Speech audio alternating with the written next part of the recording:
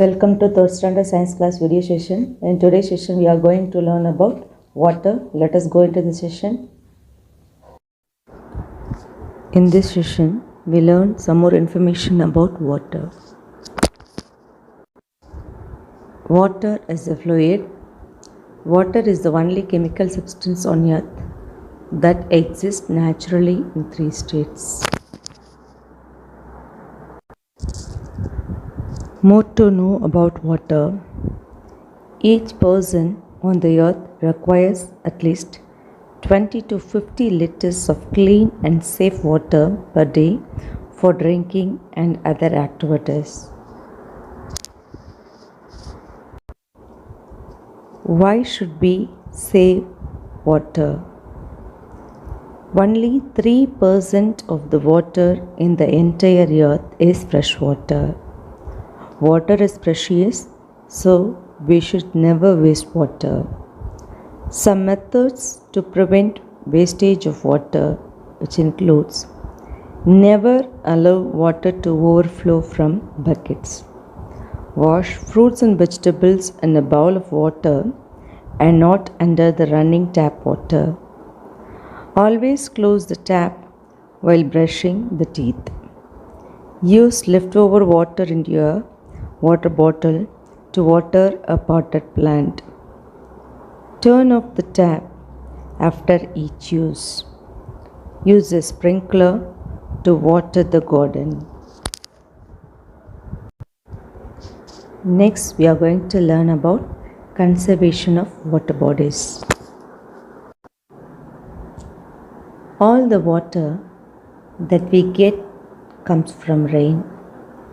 When it rains, some water flows over the ground, giving rise to stream and rivers. Some water gets collected in low-lying areas such as ponds and lakes. The flow of the river is blocked by buildings a dam across it. Some rainwater seeps into the ground as underground water. Now let us learn about some of the water bodies in detail. First, we are going to learn about a lake. It is a large area filled with water surrounded by land. It is usually a part of a river or some other water source.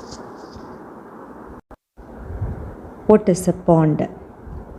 A pond is a body of stagnant water, either natural or artificial.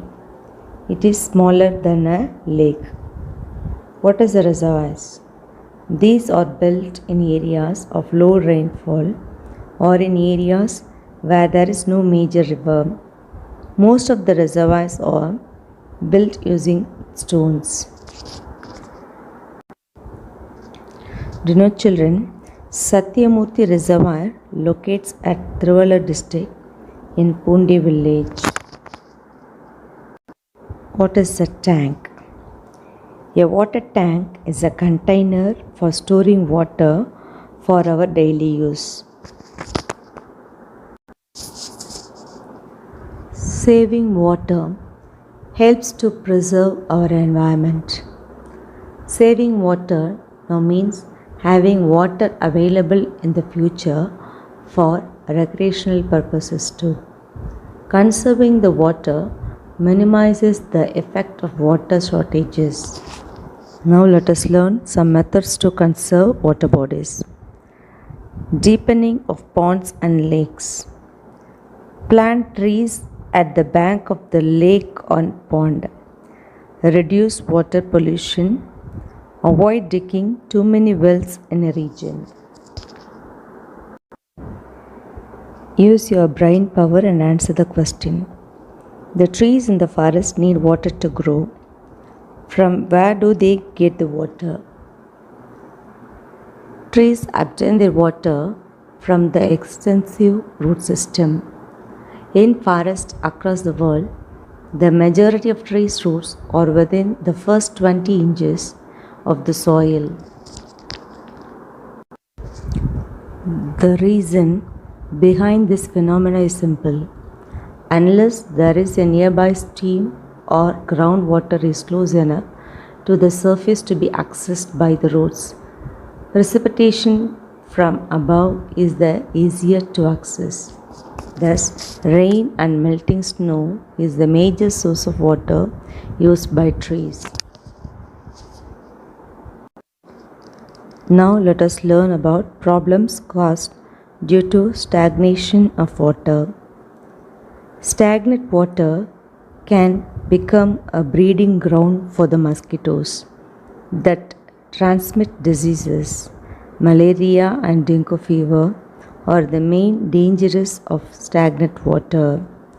Waterborne diseases such as cholera, dysentery, typhoid are caused by drinking unclean water. What are the symptoms of dengue fever? Severe headache, rashes on the arms and the legs, extreme tiredness, sudden onset of fever that lasts for 3 to 7 days. Saving water is our duty.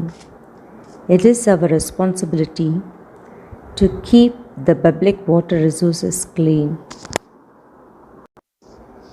Name some diseases which caused by mosquitoes bite. Malaria and dengue fever. Name some waterborne diseases. Cholera, dysentery, typhoid are caused by drinking unclean water.